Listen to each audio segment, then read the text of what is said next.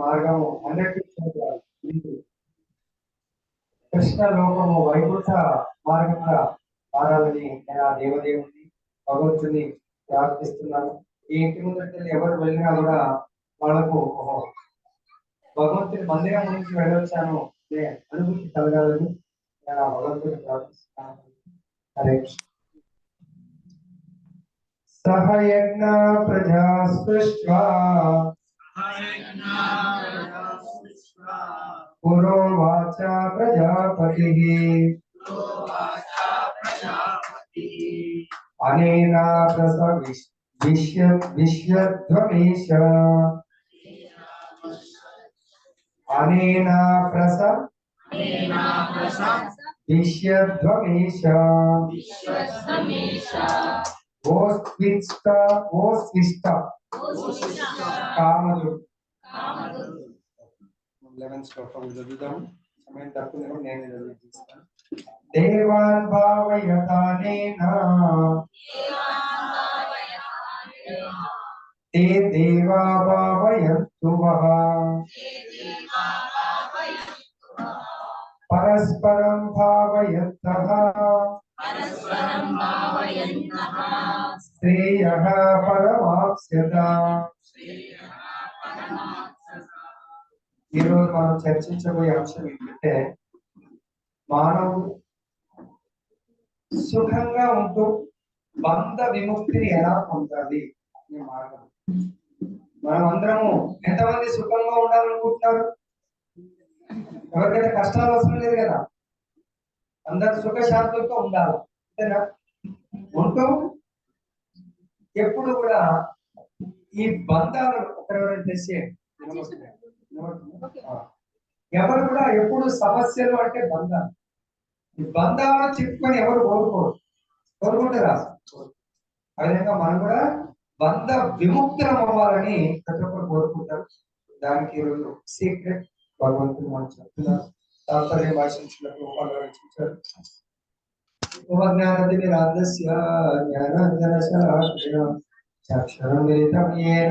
తస్మై శ్రీ గురవే నమః.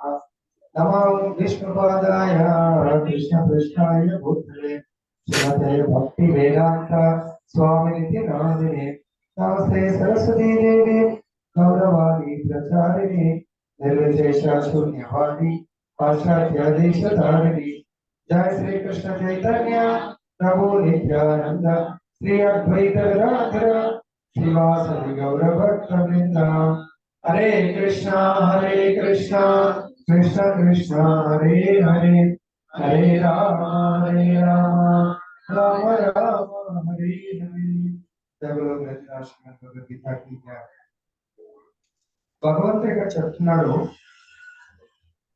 సృష్టి ఆరంభంలో అంటే ఈ బ్రహ్మాండం మొదలైనప్పుడు భగవంతుడు ప్రజలను అంటే జీవులను సృష్టించాడు. జీవుల్లో ముఖ్యమైన వారు మానవుడు, దేవతలు. 84 లక్షల జీవకోటిలో మానవుడు, దేవతలు చాలా ముఖ్యమైన వారు. వాళ్ళిద్దరితో పాటు భగవంతుడు యజ్ఞాలను సృష్టించాడు. దేన్ని? యజ్ఞాలు. సో ఎందుకు యజ్ఞాలను సృష్టించాడంటే జీవులు జీవించడానికి యజ్ఞాలు చాలా ముఖ్యమైన పాత్ర పోషిస్తాయి. యజ్ఞాలు లేకుంటే జీవులు జీవింపబడరు. యజ్ఞాలు లేకుంటే జీవులు జీవించలేరు. ఎందుకు అది ఎక్కడ చెప్పారు భగవంతుడు? ఏ శ్లోకంలో చెప్పారు? 3వ అధ్యాయము 14వ శ్లోకంలో మనకు భగవంతుడు అన్నా భవంతి భూతాని పర్జన్య అన్న సంభవ యజ్ఞా భవతి పర్జన్యో యజ్ఞ కర్మ సముద్భవ. అంటే యజ్ఞాల యొక్క ప్రాముఖ్యత మానవులకి ఏంటి అనేది ఈ శ్లోకం. ఏంటది? మానవులు అంటే ప్రతి జీవి జీవించడానికి కావాల్సింది ఏంటి? అసలు జీవి అంటే ఎవరు? ఆత్మ జీవించడానికి కావాల్సింది ఏంటి? కొంచెం కరెక్ట్ అదే చెప్తుంది. మనం జీవించడానికి కావాల్సింది సంకీర్తన, భగవన్ నామ సంకీర్తన. మనం జీవించడానికి, మన శరీరాన్ని పోషించడానికి కావాల్సింది ఆహారం. మనకు ఆహారం భగవన్నామ సంకీర్తన, మన శరీరానికి ఆహారము ధాన్యాలు, అంతేనా? నవధాన్యాలు, ధాన్యాలు, జీవకోటి అంతా కూడా జీవించాలి. కాబట్టి మన దేహం అనుకుంటే దీంట్లో క్లియర్గా చెప్తాడు, జీవ దేహములన్నీ దేని మీద ఆధారపడ్డాయి? వర్షము వల్ల ఉత్పన్నమయ్యేటువంటి ధాన్యాల మీద ఆధారపడేది మన అన్ని దేహాలు. మరి ఆ ధాన్యం దేని మీద డిపెండ్ అయింది? వర్షం. వర్షం దేని మీద డిపెండ్ అయింది? యజ్ఞం మీద. యజ్ఞాలు దేని మీద డిపెండ్ అయ్యాయి? యజ్ఞాలు దేని మీద డిపెండ్ అయ్యాయి?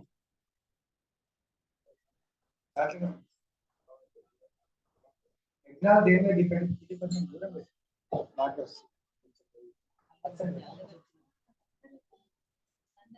యజ్ఞాలు మనం చేసేటువంటి కర్మ ఆచరణ మీద, మనం చేసే కర్మ మీదనే కదా యజ్ఞం డిపెండ్ అయింది. ఈ రోజు ప్రభుజీ తలుచుకుంటే సత్యనారాయణ పూజతో ముగించి ఇంకా చేయించుకోవచ్చు. కానీ ఆయన ఈరోజు సంకీర్తన పెడదామని చెప్పేసి ఎవరు? రవిల మాతాజీ ప్రసాద్ వాళ్ళు, అది వాళ్ళు చేస్తున్నటువంటి కర్మ. వాళ్ళు ఈ కర్మ చేయాలనుకున్నారు, ఏది? సంకీర్తన యజ్ఞం అనే కర్మ. మరి దాని కొరకు వాళ్ళ సంకల్పం, దాని కొరకు చేసేవాళ్ళు ఎవరు? భక్తులు. వాళ్ళు మిగతా అరేంజ్మెంట్స్ అన్ని చేస్తున్నారు, భక్తులతో ఈ కర్మ చేయబడదు. అవునా కదా? సంకీర్తన యజ్ఞం కర్మ ఎవరు చేస్తారు? భక్తుల సమక్షంలో చేయాలి.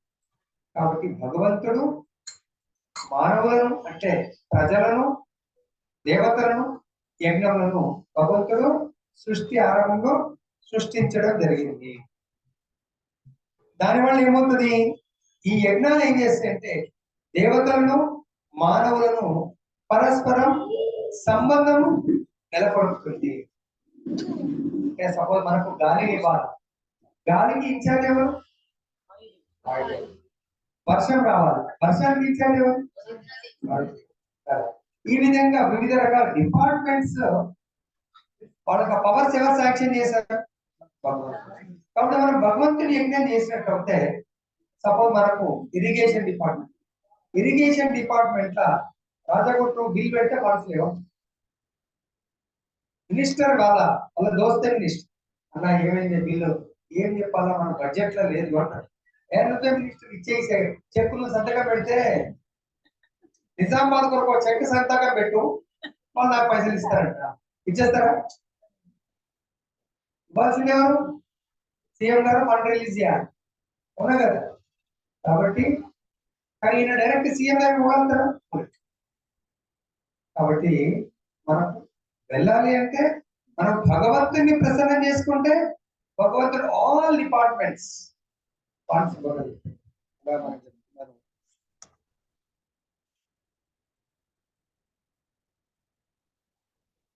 ఈ యజ్ఞం నుంచి మీరు సంపన్నులు కండు, భగవంతుడు మీరు యజ్ఞం చేయండి ప్రతి ఒక్కరు.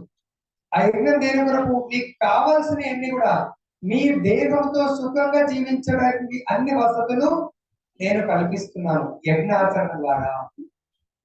మరి యజ్ఞం అంటే ప్రభుజీ 4 యుగాల్లో ఒకటే యజ్ఞం అవుతుందా? భగవంతుని యజ్ఞం దేని కొరకు? భగవంతుని ప్రసన్నం చేసుకోవాలి. భగవంతుని ప్రసన్నం అవడం వల్ల మనకేంటి లాభం? మనం సుఖంగా జీవించగలుగుతాము, అట్ ది సేమ్ టైం ఈ బంధాల నుంచి విముక్తి పొందగలుగుతాము. సర్వజీవులకు ప్రభు అయిన భగవానుడిచే సృష్టింపబడిన భౌతిక జగత్తు బద్ధ జీవులు భగవద్ధామం తిరిగి చేరేందుకు ఒక అవకాశం ఇవ్వబడింది. బంధ విముక్తి అన్నారు. ఇక్కడ ఉన్నంత కాలం ఈ శరీరంతో ప్లస్ ఈ శరీర సంబంధ బాంధవ్యాలతో సుఖంగా జీవించవచ్చు. ఏదో ఒక రోజు ఈ శరీరాన్ని వదిలేయాలి కదా. కాబట్టి ఆ వదిలేసినప్పుడు మళ్ళీ బంధాల్లోనే చిక్కుకోవాలా, బంధ విముక్తవాలా? ఇటువంటి మళ్ళీ ఇంకో శరీరం రావాలా? ఈసారి నేను భార్యగా ఉన్నా కదా, నెక్స్ట్ భర్తగా ఉండాలా, ఈయన భార్యగా రావాలా, అయితే ఈయన సంగతి నేను చూస్తా. ఇప్పుడు ఏదో నా మీద కక్ష తీసుకున్నా కదా, నెక్స్ట్ నేను ఈయనకు భర్తగా రాకపోతున్నా, ఆయన నాకు భార్య రాకపోతున్నా. అప్పుడు ఆయన సలహా ఇస్తా. ఏమంటారు రామ్మోహన్ ప్రభుజీ, ఏమైనా అగ్రిమెంట్ ఏమైనా ఉన్నదా?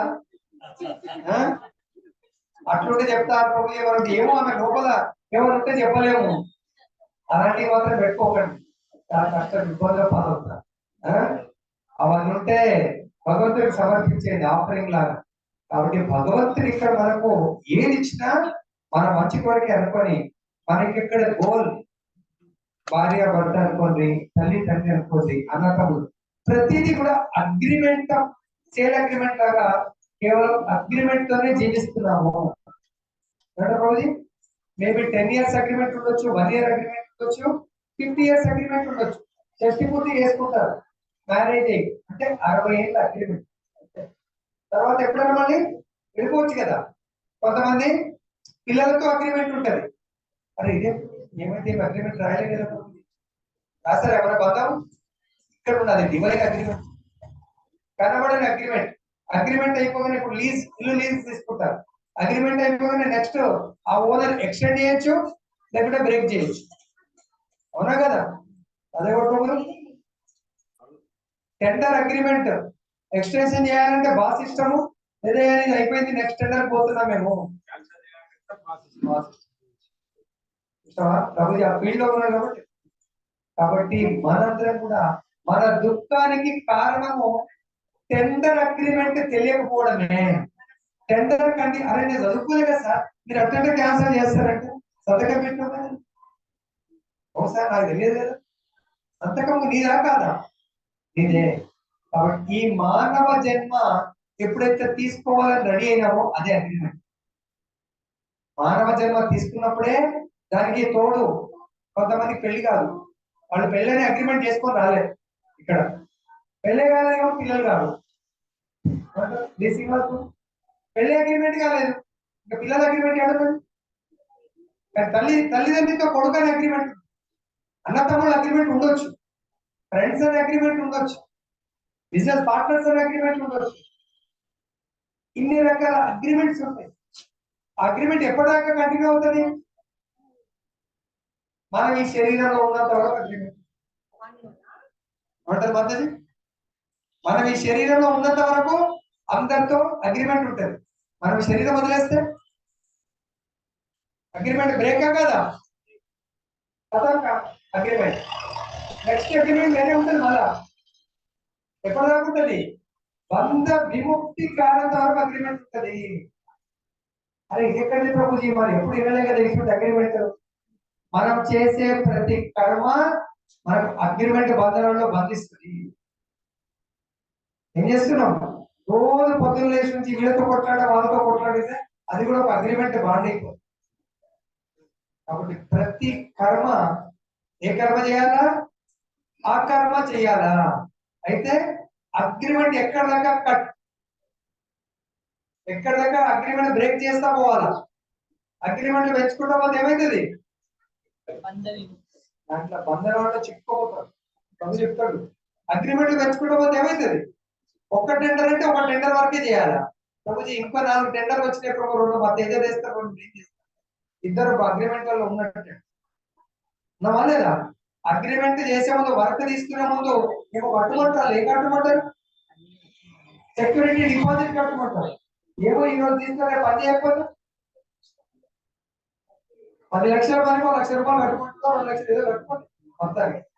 అలా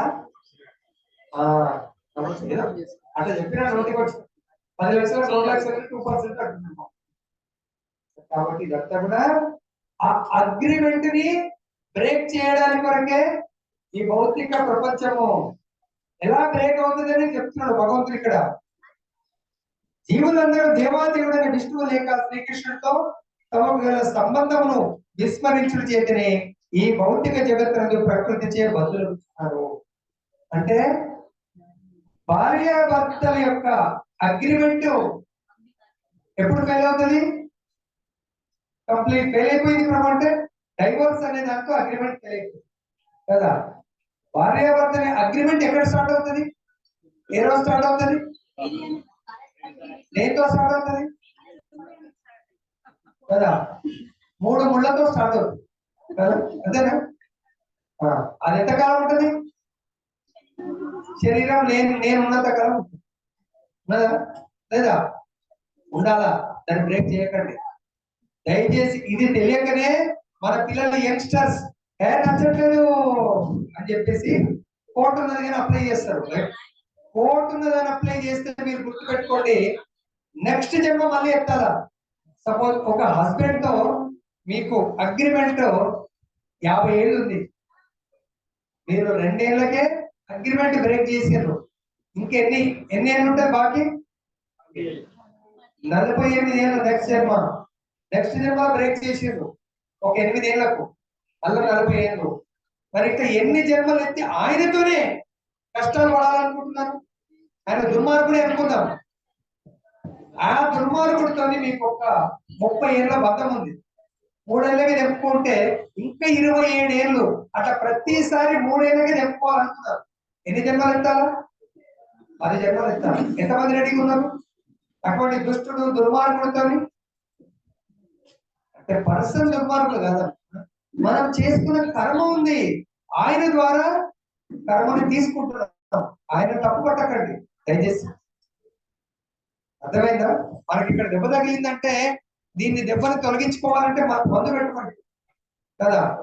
అదే విధంగా ఎవరిని కూడా, అందరూ మంచి వాళ్ళే, కాకపోతే పాపం ఆయన విలన్ అయిపోతున్నాడు అక్కడ. హస్బెండ్ విలన్, మీకు తెలియదు ప్రభుజీ, మా ప్రభుజీ ఫుల్గా తాగొస్తాడు, కొడతాడు ప్రభుజీ. లాస్ట్ లైఫ్ లా హస్బెండ్ తో తాగి, పాపం తాగకపోతే మంచోడు, తాగకపోతే నన్ను ఎత్తి మీద పెట్టుకుంటాడు, తాగొస్తేనే నన్ను కాళ్ళ కింద పెడతాడు ప్రభుజీ. అంతేనా? తాగకపోతే నెత్తి మీద, తాగితే కాళ్ళకి. బలరామకృష్ణ ప్రభు ఆమె చెప్తుంది 2 మాటలు, అందు గురించి వదిలిపెట్టి పోవద్దు ఎత్తులేదు. కాబట్టి ఇలా ప్లస్ మైనస్ కర్మ అనుభవించేది ఆశీర్వదించాడు. కాబట్టి దయచేసి ప్రతి ఒక్కరు మంచివాడు, మన కర్మని తొలగించడానికి ఆయన వచ్చింది అనుకోవాలా. అప్పుడు ఏమైనా గొడవ అవుతుందా? సపోజ్ ఎవరన్నా ఈ విధంగా అర్థం చేసుకుంటే, ఆయన అర్థం చేసుకుంటాడు, బా ప్రభుజీ నేను అర్థం చేసుకుంటా, ఆయన బా దాంట్లో ఏమంటారు భగవద్గీత అర్థం చేసుకుంటాడు కదా ప్రభుజీ, అర్థం చేసుకుని నేను వదిలిపెట్టి సన్యాసి అయిపోతాను, నీ కర్మటనే మిగిలిపోతుంది. పోలీసు వాడు కట్టబట్టి నేరస్తుని శిక్షించాలి కదా, శిక్షించకుండా బతిలాడితే నడుస్తుందా? కాబట్టి మీరు నేరస్తురాలు, మీరు నేరస్తుడు కాబట్టి ప్రభు మా భార్య శిక్షిస్తుంది, అదే మీరు అట్లా అలానే ఆ ఉందా నన్ను శిక్షించమ్మా అని తల వంచకండి.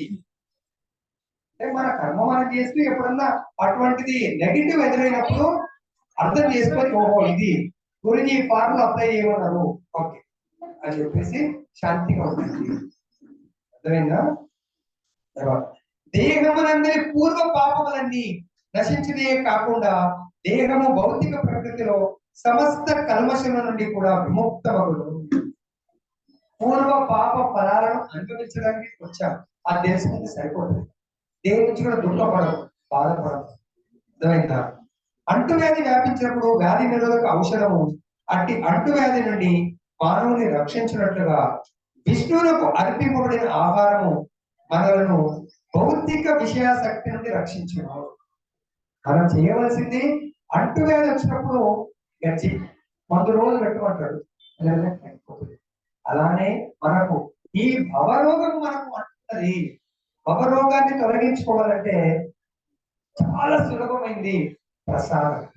ప్రతిరోజు నిత్యము పొద్దున మా ఎవరో ఒకరు 2 కామెంట్ చేశారు, ప్రభుజీ ప్రసాదం పెట్టకుండా అప్పుడప్పుడు. చాలా మంచి కామెంట్ చేశారు, వెరీ గుడ్. అందరూ మంచి వ్యాలిడ్ పాయింట్స్ ఇచ్చారు పొద్దున కూడా, అందరూ కూడా విలువైనవి. అందుకే మీతో చెప్పాను, రోజు నేనే చెప్తాను. కాబట్టి ఇక్కడ ద బెస్ట్, ప్రతిరోజు 3 పూటలు యజ్ఞం చేయొచ్చు ఒక ఇళ్ళలో, అట్లీస్ట్ 2 పూటలు అయితే యజ్ఞం చేయొచ్చా? స్పెషల్ గా తల్లు చేయొచ్చు యజ్ఞం, యజ్ఞం బ్రాహ్మణులు చేయాలా, పూజారి చేయాలి. మీరు చేసే యజ్ఞం ఏంటి? ప్రసాదం. ఓన్లీ తల్లి ఎందుకన్నా ప్రభు చేసినట్టు చెప్పండి, ప్రభుత్వం కూడా చేయొచ్చు కదా. వాళ్ళు వండట్లేను, కానీ స్పెషల్ గా మీకు భగవంతు ఇచ్చిన వరం, చేతిలో కళ ఇచ్చాడు. ఇక్కడ కూడా ప్రోగ్రామ్ చేస్తాడు. మీరు జన్మించినప్పుడే, తల్లులు మాతయ్యలు జన్మించినప్పుడే ఇక్కడ బుర్రలో ప్రసాదం గురించి రకరకాలైనటువంటి భగవంతుని మెప్పించేటువంటి ప్రసాదం వండే కళ ఇచ్చాడు భగవంతుడు. మేమే వండాలా మీరే వండో జరుగుతుంది. అర్థమైందా? ఆయన అంటాడు సరే నువ్వు ఒకసారి లక్ష్మీ మాతాజీ జర కారు నడుపు నేర్చుకో, నేను పొద్దుంతా పోయేస్తా కదా, ఒకరోజు నువ్వు పోకూడదు నేను, ఒకరోజు నువ్వు బయట పోతే ఒకరు నేను వంట చేస్తాను. చేయగలుగుతారా? 12 గంటల దాకా ఆయన బయట పని చేసి రావాలా, మీరు పోయి చేయగలుగుతారా? అందు గురించి చేయకూడదు కూడా. పొద్దున కూడా చెప్పిన నేను, తల్లులకు ఇచ్చినటువంటి లక్ష్మీదేవి యొక్క పాద పద్మాల ఆశీస్సులు మీకున్నాయి, మాకేం అర్థమైందా? కాబట్టి అటువంటి గొప్ప కళ భగవంతుడు ఇచ్చినప్పుడు దాన్ని సద్వినియోగపరచుకొని భగవంతుని మెప్పించి ఇంటిల్లా అందరికి ముక్తిని కలిగించండి. మీ చేతుల్లో ఉంటారు. అద్భుతంగా ఆన్యం గారిని వేయకుండా మంచి ప్రసాదం ఉండండి. ఏకాదశి మా పిల్లలు ఉండలేరు, ఉండకపోవడం అసలు ప్రశ్ననే లేదు. దోశ ఇష్టము, ఏకాదశి దోశ చేయండి. వడ ఇష్టము, ఏకాదశి వడ చేయండి. ఉప్మా ఇష్టం, ఏకాదశి ఉప్మా చేయండి. ఏం చేయలేదండి, అద్భుతంగా చేయొచ్చు. ఇంటి అభ్యాసం అలవాటు పడిన వాడే భగవద్భక్తుడుగా పిలువబడుతున్నాడు. ఎవరైతే భగవంతుడు బోధించినటువంటి ఆదేశాలు పాటిస్తూ జీవించేవాడు భగవద్భక్తుడు. భగవద్భక్తుడు ఎప్పుడు సుఖంగా ఉంటాడు, దుఃఖంతో ఉంటాడు. ఎందుకు? వాళ్ళ డిక్షనరీలో దుఃఖం అనేది ఉండదు. వాళ్ళని ఏ కర్మ కూడా బాధించదు. అలానే ప్రహ్లాదుడు ఎప్పుడన్నా బాధపడుతూ దుఃఖపడ్డాడు అనేది విన్నారా? నారదుడు ఎప్పుడు బాధపడ్డాడు? కాబట్టి భక్తుల చరిత్రలో, భక్తుల యొక్క బుర్రలో దుఃఖం అనే డిక్షనరీ ఉండదు, నష్టం ఉండదు, బాధలు ఉండదు. బాధలు ఉంటే భక్తులు కాదు, అది గుర్తుపెట్టుకోండి.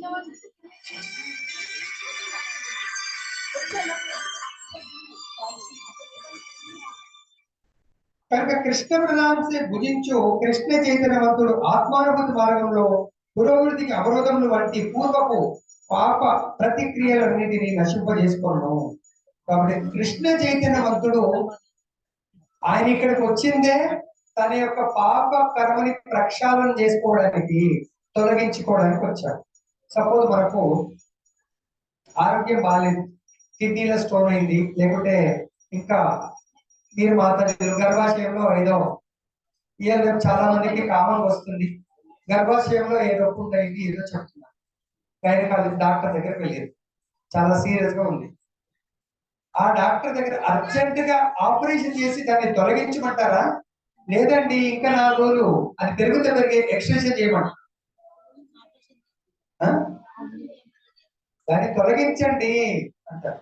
అదే విధంగా ఈ భౌతిక ప్రపంచంలోకి మనం వచ్చిన అక్కడ ఎందుకంటే మన లోపల ఉన్నటువంటి చెడు అనే గడ్డను తొలగించుకోవడానికి, పాపము ముద్రను తొలగించుకోవడానికి వచ్చారు. సర్జరీ చేసి తీసేయడానికి కృష్ణ భక్తులు దాన్ని కోరుకుంటారు, ఆ భక్తులు కోరుకుంటారు. ఇంకా దాని మీద ఇంకా పాపం పెరిగితే పెరగని అది అతని భవిష్యత్తు జీవితమున పాప ఫలమును అనుభవించుటకు హీనమైన సూకరములు శునకముల దేహం తయారు చేసుకొనుచుండును. వాస్తవమునకు ఈ భౌతిక జగత్తు కల్మషములతో నిండి ఉన్నది. భగవత్ ప్రసాదమును స్వీకరించేవాడు మాత్రమే వారి ప్రభావం నుండి రక్షింపబడును. అట్లు చేయని వాడు కల్మషములకు గురి అవ్వను. ఒకవేళ ఈ జన్మలో మనం తప్పించుకోవాలి అనుకుంటే ఇంకా పాపాలు, భగవద్భక్తి చేయకుండా పాప కర్మతో జీవితం అంటే భౌతిక భోగ జీవితంని అనుభవించాలనుకుంటే నెక్స్ట్ లైఫ్ సూకర గాడిద కుక్క జీవితాన్ని పొందుతారు. ఈ జీవితంలో కష్టాలైనా పర్వాలేదు, ఆ పాప కర్మని తొలగించుకోకుండా పోతే మనకు నెక్స్ట్ లైఫ్ చాలా రిస్క్ తో కూడుకున్నది. ఎంతమందికి మరి రిస్క్ జీవితం కావాలా? నెక్స్ట్ లైఫ్ పర్వాలేదు ప్రభు, ఈ లైఫ్ అయితే బాగుంది కదా, నెక్స్ట్ లైఫ్ ఎవరు చూస్తారు? మా ఇంట్లో డాగ్ అంటే మాకు ఇష్టం కదా, మా డాగ్ నాలాగా అయిపోయి నేను డాగ్ లాగా అయితే పర్వాలేదు. ఎంతమంది కోరుకుంటారు? నేను కుక్క అవ్వాలా, కుక్క నాలాగా అయిపోవాలి. ఉందా ఇష్టం ఎవరికైనా? కాబట్టి మనం కేవలము ప్రసాదం తిని మిమ్మల్ని మీరు రక్షించుకోండి. వాస్తవమునకు ఆహార ధాన్యములు మరియు కాయకూరలే ఆహార యోగ్యములైనవి. మానవులు వివిధములైన ధాన్యములు, కూరలు,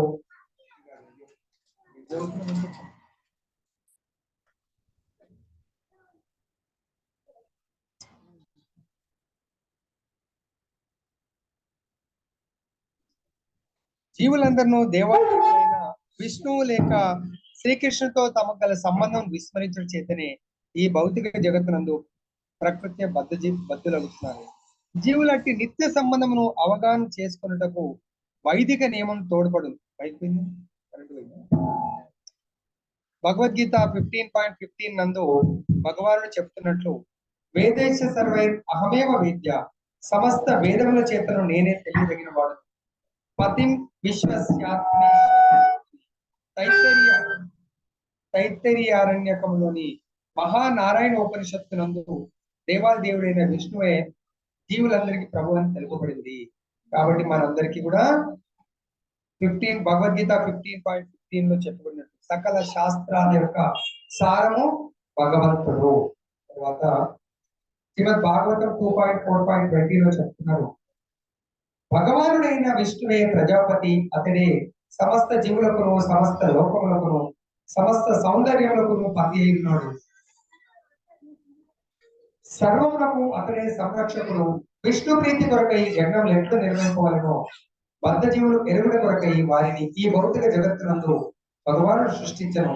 తద్వారా వారు ఈ జగత్తునందున్నంత వరకు వారెట్టి కలతలు లేకుండా సుఖంగా జీవించి దేహ త్యాగ అనంతరము భగవద్ధామం తిరిగి ప్రవేశించగలరు. ఎవరైతే భగవంతుడి యజమాని, భగవంతుడు ఇందాక పతి అన్నా కదా, భగవంతుడు మనందరికీ పతి అంటే పోషించేవాడు. పతి అంటే పోషించేవాడు. ప్రభుజీ మరి మా పతి పోషిస్తలేడు ప్రభుజీ అని మనకు డౌట్ రావచ్చు. నిజమైన పతిని మీరు ప్రే చేయండి, మీ పతిని కూడా మిమ్మల్ని పోషిస్తాడు. అంటే పోషించకపోవడానికి పోషించడానికి కారణం ఏంటంటే మన పాస్ట్ కర్మ. ఆ పాస్ట్ కర్మ అలా అని చెప్పేసి హస్బెండ్స్ కూడా సరే భగవంతుడు నాకు పర్మిషన్ ఇచ్చిండు కదా, మనం కూడా పతి అనే భగవంతుడు ఒరిజినల్ పతి, హస్బెండ్స్ అందరూ ఆయన యొక్క సేవకుడు. నేను సేవకుడిని కాదు అని మర్చిపోయినప్పుడు వైఫ్ మాత్రం భగవద్ధామం పోతుంది, హస్బెండ్ మాత్రం నిన్నే ఏం జన్మెత్తాడు, నెక్స్ట్ సునక శోకర జన్మలు ఇస్తాను అది కూడా తీసుకుంటుంది. కాబట్టి జాగ్రత్తగా జీవించాలి. అదే బద్ధ జీవుల వరకు ఏర్పాటు చేయబడిన కార్యక్రమం. యజ్ఞాచరణం చే బద్ధ జీవులు క్రమంగా కృష్ణ చైతన్యవంతులై సర్వ విధముల దివ్య గుణ సంపన్నులవుదురు. ఈ కలియుగమునకు వేద శాస్త్రములు హరినామ సంకీర్తన యజ్ఞమును ఆదేశించున్నవి. ఈ దివ్య విధానమును ఈ యుగ జనోద్ధరణ కొరకు ఈ శ్రీ చైతన్య మహాప్రభు చే ప్రవేశపెట్టబడింది. అట్టి సంకీర్తన యజ్ఞము కృష్ణ చైతన్యంతో కూడి ఉండును. శ్రీమద్ భాగవతము 11.5.32 నందు చైతన్య మహాప్రభు చెప్తున్నారు, కృష్ణవర్ణం కృషా కృష్ణం సాంగోపాంగస్త్ర పార్షదం యజ్ఞై సంకీర్తన ప్రాయే యజత్తిహి సుమేధసః. ఈ కలియుగమందు మేధా సంపన్నుడైన మానవుడు నిత్య పార్షదులతో కూడి ఉండి భగవానుని సంకీర్తన యజ్ఞాచరణం చే పూజిస్తారు. కలియుగంలో భగవంతుని దేనితో పూజిస్తారు? సంకీర్తనతో. ఎక్కడ సంకీర్తన జరగకుండా పూజ జరుగుతుందో అది సంపూర్ణం కాదు. మన ఇంట్లో వేరే పూజలన్నీ చేయండి, కానీ హరినామ సంకీర్తన జరగలేదనుకో ఆ పూజ సఫలీకృతం కానంటే. కలియుగంలో ద బెస్ట్ పూజ సంపూర్ణం చేయాలంటే హరే కృష్ణ కృష్ణ కృష్ణ హరే హరే, హరే రామ రామ రామ హరే హరే. ఓకే ప్రభుజీ, మా ఇంట్లో మేము పూజ చేసుకొని నేను మా హస్బెండ్ చెరొక మాల జపం చేసి సరిపోతుందా? దాన్ని ఏమంటారు? జప యజ్ఞం అంటారు. అవునా? ఇక్కడ రికమెండ్ చేస్తుంది ఏంటి? సంకీర్తన. సంకీర్తనం భక్తులందరూ కలిసి కీర్తన చేసేదాన్ని సంకీర్తన. ఆ యజ్ఞాన్ని రికమెండ్ చేస్తున్నారు. కలియుగం నందు నిర్వహించిన వేరే యజ్ఞాలన్నీ కూడా కలియుగం నందు నిర్వహించడం చాలా కష్టం. వేరే యజ్ఞాలంటే చాలా రకాల యజ్ఞాలు. ముఖ్యంగా మనకు భగవద్గీత ప్రకారం ఒక 3-4 రకాల యజ్ఞాలు ఉన్నట్టు. ఏంట యజ్ఞాలు? డబ్బులతో కూడుకున్న యజ్ఞము, తపస్సుతో కూడుకున్న ఏంటవి? Very good. ద్రవ్య ద్రవ్యమయ యజ్ఞం. అందరి దగ్గర డబ్బులు ఉంటే డబ్బులు ఉన్న వాళ్ళు ఆ డబ్బులతో అన్నదానం చేస్తారు. తర్వాత ఏదన్నా అనాథ ఆశ్రమం కట్టిస్తారు.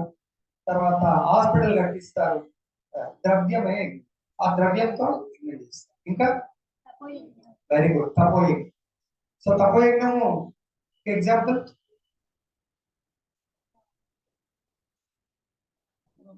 అదే అదే చెప్పండి. తపస్సు చేస్తాడు, ధాన్య యోగం చేస్తాడు. ఇంకా ధ్రువ మహారాజ్ 6 నెలలు తపస్సు చేస్తాడు. వాళ్ళందరూ సత్యయుగం. మనం ఏం చేయొచ్చు? తపోమయ యజ్ఞం. మనం ఏం తపస్సు ద్వారా యజ్ఞం చేయొచ్చు? మనం ఏం యజ్ఞం చేయొచ్చు? తపో యజ్ఞం మనం ఏ విధంగా చేయొచ్చు?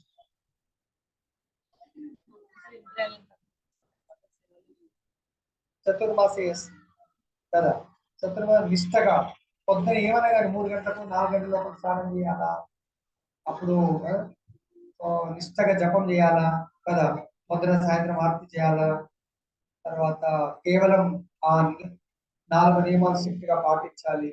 ఒక్కొక్క మంత్ లో ఒక్కొక్క దాన్ని వదిలిపెట్టాలి. అలా కొన్ని ఏకాదశి వ్రతం, వాటర్ తాగకుండా జపం వ్రతం పాటించవచ్చు, లిక్విడ్స్ తో వ్రతం పాటించవచ్చు, లేదంటే ఫ్రూట్స్ తో, లేదంటే నవధాన్యాలు లేకుండా. ఇవన్నీ కూడా ఈ రోజుల్లో తప్పు. ఓకే, దాని తర్వాత ఇంకోటి జ్ఞానయజ్ఞం. ఏంటది జ్ఞానయజ్ఞం? జ్ఞానాన్ని శ్రవణం చేయడం, ఆ ఇతరులకు జ్ఞానాన్ని పంచిపెట్టడం. ఆ విధంగా మనకు వివిధ రకాలైనటువంటి యజ్ఞాలే. కానీ భగవంతుడు కలియుగంలో 9.14 ఏమంట 9.14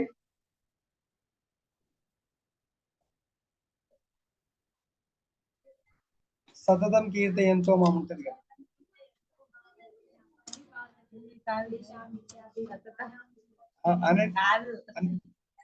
ఇంత ఎంతో మంది యతంతస్య దృఢవ్రత నమస్యంతస్య మాం భక్త నిత్యయుక్త ఉపాస. సో కాబట్టి మహాత్ములు ఎప్పుడు కూడా నా నామ జప కీర్తనలో చేస్తూ దృఢ నిశ్చయంతో భక్తి మార్గంలో ముందుకు వెళ్తారు. కాబట్టి సంకీర్తన యజ్ఞం ఎవరైతే చేస్తారో అది అన్ని ప్రయోజనాలు, మీరు ఏదైనా కోరుకోండి. పిల్లలు కావాలా? సంకీర్తన యజ్ఞం. పిల్లలకు మంచి జాబ్ రావాలా? సంకీర్తన యజ్ఞం. మంచి ఇల్లు కావాలా? సంకీర్తన యజ్ఞం. ఆరోగ్యం బాగుపడాలా? సంకీర్తన. సర్వ ప్రయోజనాలకు ఉత్తమమైనటువంటి యజ్ఞం సంకీర్తన యజ్ఞం. శాంతి లేదు, భార్యాభర్తలు కొట్లాడుతున్నారు, సంకీర్తన చేయండి. నెక్స్ట్ ఇది షార్ట్ గా చెప్పి ముగిద్దాము. యజ్ఞంలచే సంతృప్తి చెందిన దేవతలు మీకు తృప్తి కలిగించరు. 33 కోట్ల దేవీ దేవతలందరూ కూడా సంకీర్తన యజ్ఞం వల్ల చాలా సంతృప్తి పడతారు. అదే పెద్ద కష్టం కాదు, ద్రవ్యంతో కూడుకున్నది కాదు, చాలా తక్కువ ఖర్చుతో కూడుకున్నది. ఆ విధంగా మానవులు మరియు దేవతల నడుమ పరస్పర సహకారంచే సర్వులకు శ్రేయస్సు కలుగును. మానవులు సపోజ్ ఈ సంకీర్తన యజ్ఞం చేయకుండా ఒక దేవతకు సంబంధించిన యజ్ఞం చేశారు, ఇంకో దేవతకు కోపం. వాళ్ళు కూడా జీవులే, ఒక జీవికి మనలాగానే వాళ్ళు కూడా కొంచెం మనకంటే హయ్యర్ పొజిషన్ లో ఉన్నవాడు. అదే మనము సపోజ్ ఒక మినిస్టర్ దగ్గర, మన జిల్లాలోనే 2 మినిస్టర్లు అనుకో, 10 మంది ఎమ్మెల్యేలు ఉంటారు. ఒక ఆయన దగ్గర పోయి ఒక పని గురించి పోయి కాలేజ్ ఇంకో ఆయన దగ్గర పోయి అడుగుతారు, ఆయన తెలుస్తుంది. ఈయన దగ్గర పోయిస్తే కాకపోతే మన దగ్గరకు వచ్చింది, అప్పుడు ఆయన ఏమంటాడు? ఆయన ఖాళీ కాబట్టి నా దగ్గరకు వచ్చింది. అలానే అంతమంది దేవతలు మనం సాటిస్ఫై చేయలేము, మన జీవిత కాలం సరిపోతుందా? 33 కోట్ల రోజులు జీవిస్తామా? జీవించలేము. కాబట్టి మనము ఆ దేవదేవుని భగవంతుని కొరకు సంకీర్తన యజ్ఞం చేసినట్లయితే అందరూ కూడా సంతృప్తి పడతారు. భాష్యం. లోక కార్యం నిర్వహించడానికి నియమింపబడిన పాలకులే దేవతలు.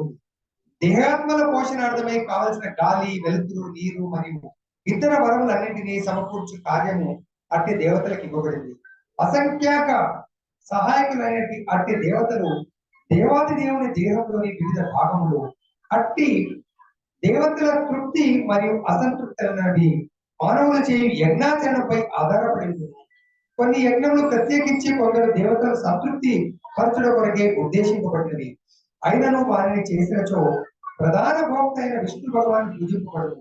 భగవద్గీత 5.29 నందు శ్రీకృష్ణుడే సకల యజ్ఞములకు భోక్త అని తెలుపబడింది. భోక్తారా యజ్ఞ సర్వలోకమేశ్వర. సమస్త యజ్ఞంలో ముఖ్య ఉద్దేశము యజ్ఞపతి ప్రీతియే. ఈ యజ్ఞములను యథావిధిగా నిర్వహింపబడినప్పుడు మానవ అవసరములను అందించే వివిధ శాఖలకు చెందిన దేవతలు సహజంగానే సంతృప్తులు. దానితో ప్రకృతి చే ఉత్పాదింపబడు వస్తు పదార్థములను ఏర్పడదు. అంటే మనకు చాలాసార్లు ప్రభుపాదుల వారు మన బాడీతో పోలుస్తారు, ఒక వృక్షంతో పోలుస్తారు. మామిడి పళ్ళ చెట్టు ఉందనుకోండి, మామిడి పళ్ళ చెట్టు ఒక్కొక్క కొమ్మకు ఒక 20 మామిడి పళ్ళు కాయచ్చు. అలా 100 కొమ్మలు నేర్పండి, 100 × 20 ఒక 2000 పళ్ళు ఒక చెట్టు కాస్తుంది. ప్రతి కాయ మామిడికాయ పెరగాలంటే ప్రతి కాయకు నీళ్లు పోస్తే నడుస్తుందా? లేకుంటే ఒక కొమ్మకు ఒక 20 పళ్ళు లేని ఆ కొమ్మకు ప్రతి కొమ్మకు నీళ్లు పడితే నడుస్తుందా? చెట్టు మొదలుకు పోయాలి. మొదలుకు పోసిన నీళ్లు అక్కడ నుంచి ప్రతి కొమ్మకు ప్రతి ఆకుకు సప్లై అవుతుంది. కొమ్మ కదా ప్రతి ఆకుకు ప్రతి పండుకు కూడా సప్లై అవుతుంది. అదే విధంగా భగవంతుడు చెప్తున్నాడు ఇక్కడ, మీరు ప్రతి దేవతను సంతృప్తి పరచాలంటే నాకు చేయండి. భగవంతుడి నైవేద్యం పెట్టాం, ప్రతి దేవతకు అది వెళ్ళిపోతుంది. ఎలా వెళ్తుంది? ఎట్లయితే చెట్టు మొదట నీళ్లు పోస్తే ప్రతి కొమ్మకు కాయకున్నట్టు మన లోపల ఎన్నో లక్షల సెల్స్ ఉన్నాయి మన శరీరంలోనే. దీంట్లోనే ఎన్నో న్యూరాన్స్ సెల్స్ ఉన్నాయి. మరి వీటన్నిటికీ ఆహారం ఎలా అందుతుంది? కానీ ఇంజక్షన్స్ ద్వారా అందిస్తుంది. ఎలా అందుతుంది? మనం భుజించేటువంటి ఆహారము, సపోజ్ ఈ నోరు బాగాలేదనుకో, ఆహారాన్ని ఎక్కడికి అందిస్తారు? దేని ద్వారా అందిస్తారు? పైప్ వేసి ఇక్కడ నుంచి ఉదరానికి అందిస్తారు. ఒక ఉదరమే పేలైపోతే, ఉదరం పేలైతే ఓన్లీ లిక్విడ్స్ ఏదో ఇంక అన్ని సరే ఇది బాగా అయ్యే వరకు కదా.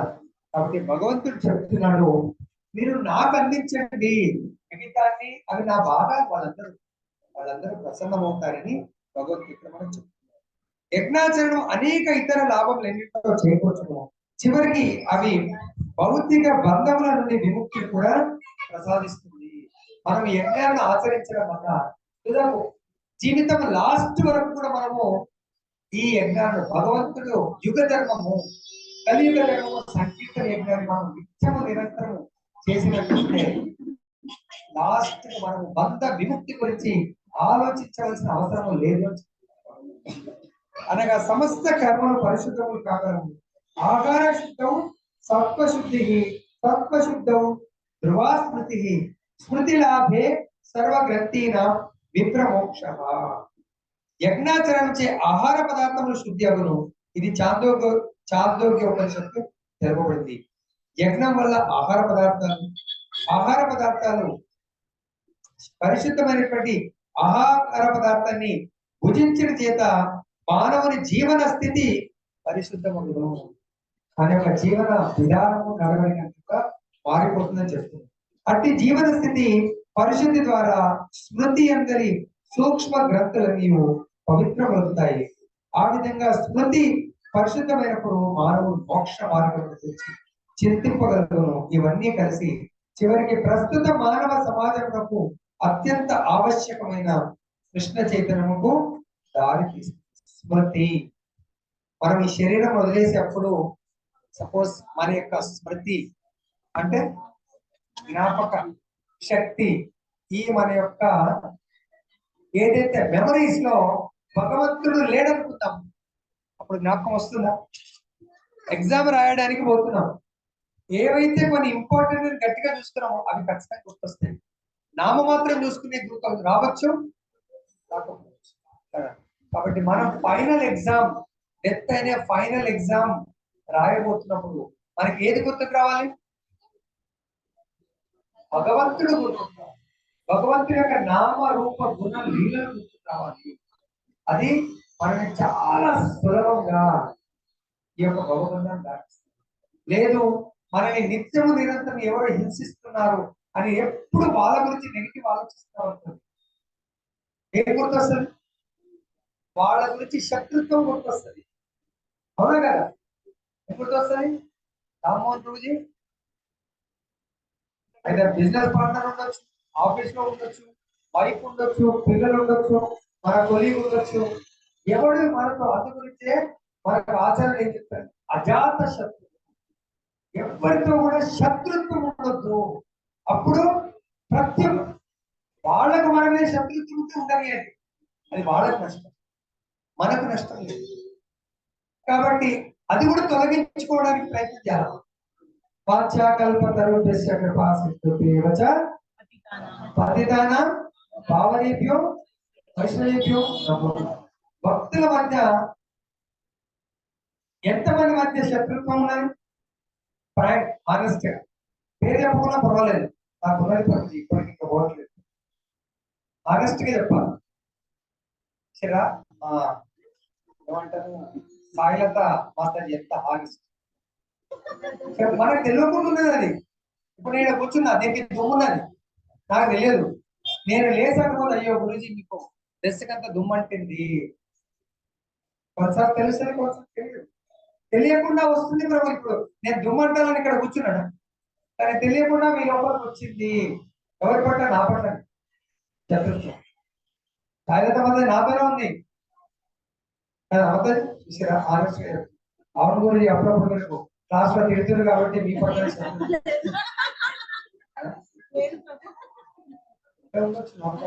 కానీ అందు గురించి అప్పుడు మీ అందరు కూడా వాంఛాకల్పతరు చెప్తున్నారు కాబట్టి నాకు మీ ఎవ్వరి మీద, ఎందుకంటే మీ మీద నేను మళ్ళా జన్మ తీసుకోవాలి.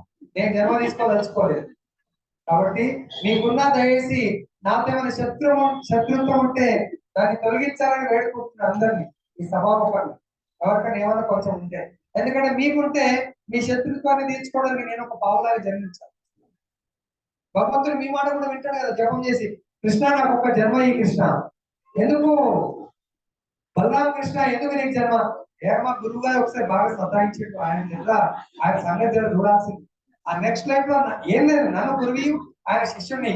అప్పుడు మళ్ళీ ఇద్దరం కాంప్రమైజ్ అయిపోతాం నెక్స్ట్ లైఫ్ లో. మేమిద్దరం మంచోళ్ళమే, కానీ అది ఎందుకంటే పోతలేదు కృష్ణ.